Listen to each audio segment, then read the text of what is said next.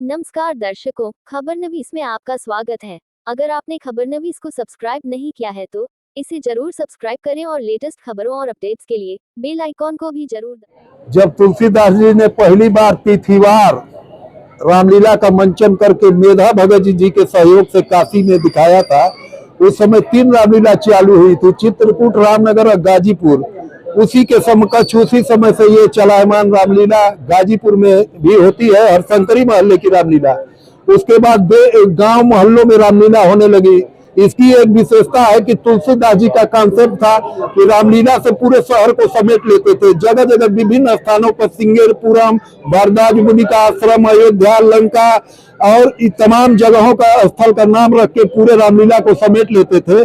इसलिए इस हरिशंकरी की रामलीला को जिला स्तर के लोग नहीं, प्रदेश स्तर के लोग भी जानते हैं। यही इसकी विशेषता है कि अलग अलग स्थलों पर यह खेली जाती है। सुना आपने, ये है गाजीपुर अति प्राचीन रामलीला कमेटी। हरिशंकरी जनपद गाजीपुर के मंत्री ओम प्रकाश तिवारी उर्फ बच्चा तिवारी 10 अक्टूबर 2023 दिन एकादशी को 450 साल पुरानी गाजीपुर नगर की अति प्राचीन पारंपरिक रामलीला मंचन का कार्यक्रम हरिशंकरी मोहल्ले के अति प्राचीन राम चबूतरे से धनुष मुकुट पूजन, नारद मोह और राम जी के जन्म के साथ प्रारंभ हो गया।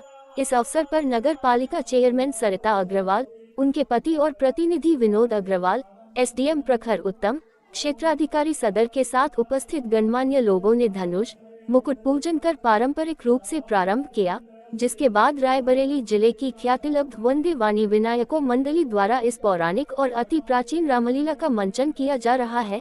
ये रामलीला गाजीपुर नगर के विभिन्न चिन्हित स्थानों पर घूम घूम कर खेली जाती है।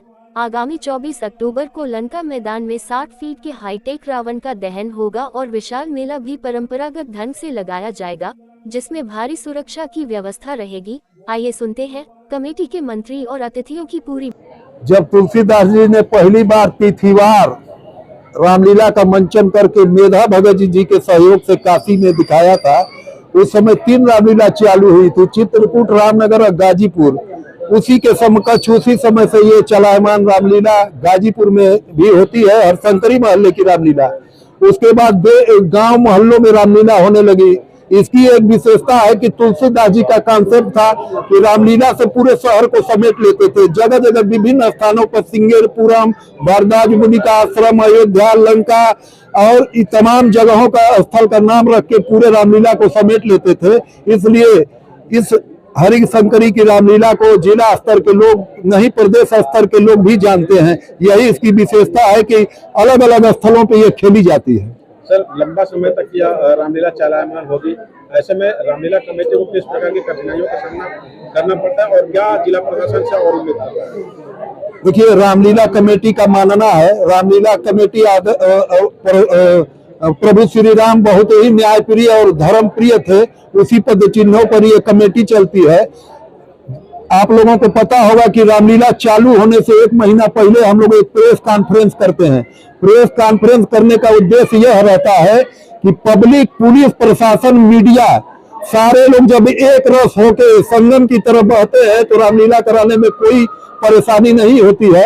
यह रामलीला पूरे जिले की रामलीला है। रामलीला कमेटी तो केवल आयोजक है, हम लोग मंच लगाते हैं, माइक लगाते हैं, व्यवस्था करते हैं, लेकिन बिना मीडिया प्रशासन के सहयोग से, जनता के सहयोग से इतनी बड़ी रामलीला करना संभव नहीं है। इसलिए हम लोग करते हैं और लिखित रूप से डीएम साहब को 8/9/2023 को डिटेल एक पत्र दिया गया है। उसके बाद एडीएम साहब ने अगले 10 दिन पहले उन्होंने मीटिंग भी किया और आज एसडीओ साहब वहां थे।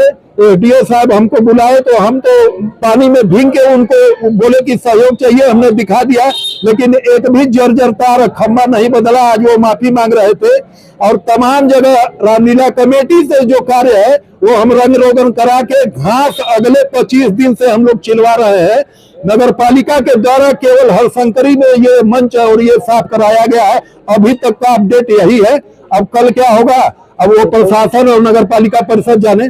आज मुकुट पूजन जी, और क्या कार्यक्रम रहेगा सर? इसके बाद 5 दिन बाद 15 तारीख को प्रभु श्री राम इसी रास्ते से जाके रामलाल गौरी शंकर अमावस्या के दिन वनगमन होगा। उसके बाद रथ पे विराजमान होकर वो अपने रूट पर जैसे पहाड़ खा पोखरा के उत्तरी साइड में रात्रि बिसात, दूसरे दिन राम केवट संवाद होके फिर वो पहाड़ का पोखरा पार करेंगे। उसके बाद भरद्वाज मुनि के आश्रम सकलेनाबाद में जाएंगे, फिर इधर से भरत जी जाएंगे उनको मनाने, नहीं मानेंगे तो खड़ाऊ लेके आएंगे, फिर प्रभु श्री राम वन को गमन कर जाएंगे। तो कितने दिनों की ये प्रक्रिया रहेगी सर? इस बार 19 दिन की रामलीला है।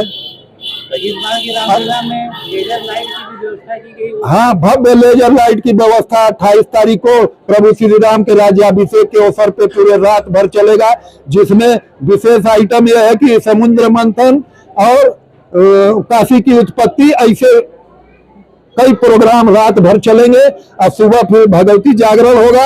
11 बजे यहीं पे प्रभु श्री राम और सारे लोग यहाँ पे हवन पूजन करके इसका 5 बार परिक्रमा करके वर्ष 2023 को रामलीला का हमारे गाजीपुर जनपद में सदर तहसील में नगर पालिका क्षेत्र में ये पारंपरिक रूप से 450 वर्षों से भी अधिक पुरानी ये रामलीला है जो यहाँ पे हो रही है। और आज हमें सौभाग्य प्राप्त हुआ कि हमने आज यहाँ पर मुकुट पूजन और धनुष पूजन का सौभाग्य प्राप्त हुआ। ये पारंपरिक रूप से चलने वाला ये जो महोत्सव है ये अगले विजयदशमी तक चलेगा और उसमें विभिन्न प्रकार के यहाँ पे अलग अलग क्षेत्रों से कलाकार भी आए हैं जो यहाँ पे रामलीला का मंचन करेंगे। और इस मैं सबसे अनुरोध करूंगा कि ये जो हमारी एक भव्य विरासत है यहाँ की, हमारे गाजीपुर शहर की, उसमें सभी लोग आएं और यहाँ पे श्री राम जी का दर्शन करें और उसका जो रामलीला है उसका आनंद भी उठाएं। सर्वप्रथम भगवान श्री राम के चरणों में वंदन, अभिनंदन और प्रणाम करती हूँ।